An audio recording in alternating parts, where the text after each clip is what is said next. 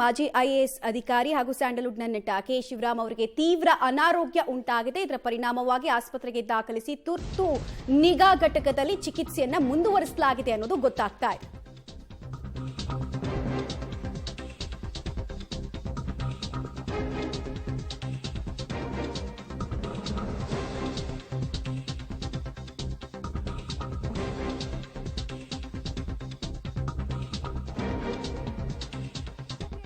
ಮುಂದುವರಿತಾ ಇದೆ. ಸುಮಾರು 20 ದಿನಗಳಿಂದ ಕೂಡ ಕೆ ಶಿವರಾಮ್ ಅವರಿಗೆ ಆರೋಗ್ಯ ವಿಚಾರದಲ್ಲಿ ಟ್ರೀಟ್ಮೆಂಟ್ ಅನ್ನ ಮುಂದುವರಿಸಲಾಗಿತ್ತು.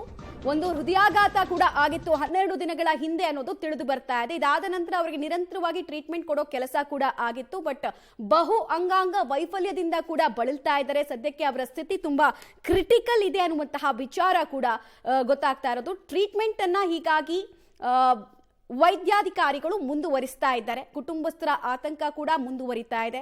ನಿಮಗೆ ಕೆ ಶಿವರಾಮ್ ಅಂದ ತಕ್ಷಣ ಕನ್ನಡದಲ್ಲಿ ಐಎಎಸ್ ಅನ್ನ ಪಾಸ್ ಮಾಡಿದಂತಹ ಮುಖ ನೆನಪಿಗೆ ಬರುತ್ತೆ. ಚಿರಪರಿಚಿತವಾದಂತಹ ದಕ್ಷ ಅಧಿಕಾರಿ, ಸ್ಯಾಂಡಲ್ವುಡ್ನಲ್ಲಿ ಅನೇಕ ಸಿನಿಮಾಗಳ ಮೂಲಕ ಕೂಡ ಎಲ್ಲರ ಮನಸ್ಸೂರೆಗೊಳಿಸಿದ್ರು. ಹಾಗೆ ಪೊಲಿಟಿಕ್ಸ್ ಅಲ್ಲೂ ಕೂಡ ಅವರು ಕಾಲಿಟ್ಟಿದ್ರು. ಅವರ Lakkanna JDS, Congress, BJP ಆದಿಯಾಗಿ try ಮಾಡ್ತಾ ಇದ್ರು. ಇದರ ಬೆನ್ನಲ್ಲೇ ಅವರಿಗೆ ತೀವ್ರ ಹೃದಯಾಘಾತವಾಗಿ ಚಿಕಿತ್ಸೆಯನ್ನ ಮುಂದುವರಿಸಲಾಗ್ತಾ ಇದೆ. ಸದ್ಯಕ್ಕೆ ಅವರ ಸ್ಥಿತಿ ಇನ್ನೂ ಕೂಡ ಕ್ರಿಟಿಕಲ್ ಆಗಿದೆ ಅನ್ನುವಂತಹ ವಿಚಾರ ಗೊತ್ತಾಗ್ತಾ ಇದೆ. ಕೆ ಶಿವರಾಮ್ ಅವರ ಆರೋಗ್ಯಕ್ಕೆ ಸಂಬಂಧಪಟ್ಟಂತೆ ಅವರ ಅಭಿಮಾನಿಗಳಲ್ಲಿ, ಅವರ ಫಾಲೋವರ್ಸ್ ಅಲ್ಲೂ ಕೂಡ ಆತಂಕ ಸದ್ಯಕ್ಕೆ ಕಂಟಿನ್ಯೂ ಆಗ್ತಾ ಇದೆ. ವೈದ್ಯಾಧಿಕಾರಿಗಳು ನಾವು ಸೂಕ್ಷ್ಮವಾಗಿ ಮಾನಿಟರ್ ಮಾಡ್ತಾ ಇದ್ದೀವಿ ಅವರ ಪರಿಸ್ಥಿತಿಯನ್ನ.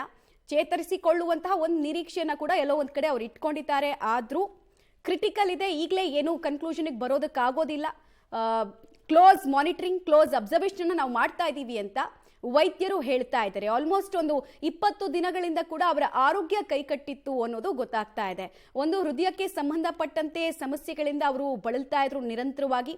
ಫಸ್ಟ್ ಬ್ಲಡ್ ಪ್ರೆಷರ್ ಪ್ರಾಬ್ಲಮ್ನಿಂದ ಕೂಡ ಬಳಲ್ತಾ ಇದ್ರು ಅನ್ನೋದು ತಿಳಿದು ಬಂದಿದೆ. ನಂತರ ಹೃದಯಾಘಾತಕ್ಕೆ ಸಂಬಂಧಪಟ್ಟಂತೆ ಕೂಡ ಅವರು ಟ್ರೀಟ್ಮೆಂಟ್ ಅನ್ನ ಪಡ್ಕೊಳ್ತಾ ಇದ್ರು. ಅಷ್ಟರಲ್ಲಾಗಲೇ ಬಹು ಅಂಗಾಂಗ ವೈಫಲ್ಯದ ಬಗ್ಗೆ ಕೂಡ ಸದ್ಯಕ್ಕೆ ಮಾಹಿತಿ ಸಿಗ್ತಾ ಇದೆ. ಇವಾಗ ಅವ್ರಿಗೆ 71 ವರ್ಷ ವಯಸ್ಸಾಗಿದೆ. ತೀರಾ ಪರಿಸ್ಥಿತಿ ಗಂಭೀರವಾಗಿದೆ ಅನ್ನೋದು ಕೂಡ ತಿಳಿದು ಬರ್ತಾ ಇದೆ. ಒಂದು, ನಾನು ಆಗ್ಲೇ ಹೇಳಿದಾಗೆ ಕನ್ನಡದಲ್ಲಿ IAS ಎಕ್ಸಾಮ್ ಅನ್ನ ಕಟ್ಟಿ ಪಾಸ್ ಮಾಡಿದವರು ಮೊದಲು, ಇಡೀ ಇಂಡಿಯಾದಲ್ಲೇ ಮೊದಲು ಕೆ ಶಿವರಾಮ್.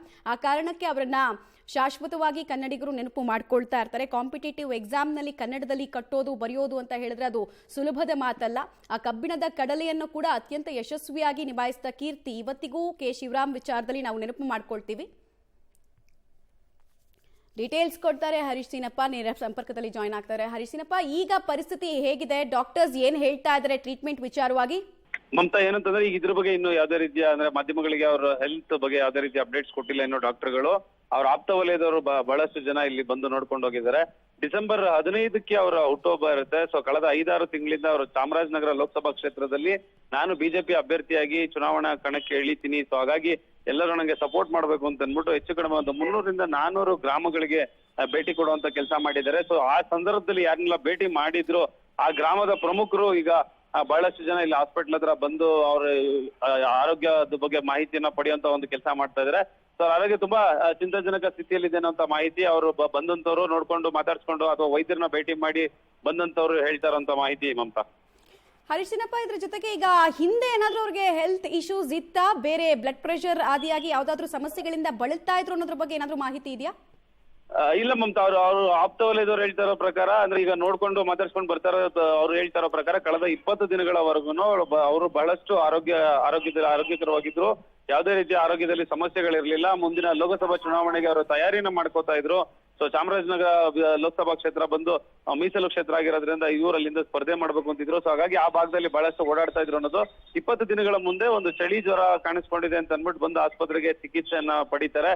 ಸೊ ಅಲ್ಲಿಂದ ಅವರ ಆರೋಗ್ಯದಲ್ಲಿ ಏರುಪೇರಾಗಿರುವಂತದ್ದು ಈಗ ಬಹಳಷ್ಟು ಗಂಭೀರ ಸ್ಥಿತಿಗೆ ತಲುಪಿದೆ ಅನ್ನುವಂತ ಮಾಹಿತಿ ಸಿಗ್ತಾ ಇರೋದು. ಮಮತಾ, ರೈಟ್, ಧನ್ಯವಾದ ಹರೀಶ್ ತಮ್ಮೆಲ್ಲ ಮಾಹಿತಿಗಾಗಿ. ಸದ್ಯಕ್ಕೆ ಅವರ ಆರೋಗ್ಯ ಸ್ಥಿತಿ ಇನ್ನೂ ಕೂಡ ಗಂಭೀರವಾಗೇ ಇದೆ. ಈಗಲೇ ಏನು ಹೇಳೋಕ್ಕಾಗಲ್ಲ ಅನ್ನೋದು ವೈದ್ಯರ ಮಾತಾಗ್ತಾ ಇದೆ. ಬಟ್ ಅವರ ಫಾಲೋವರ್ಸ್ ಅಲ್ಲಿ ಒಂದು ಪ್ರಾರ್ಥನೆ ಮುಂದುವರಿತಾ ಇದೆ.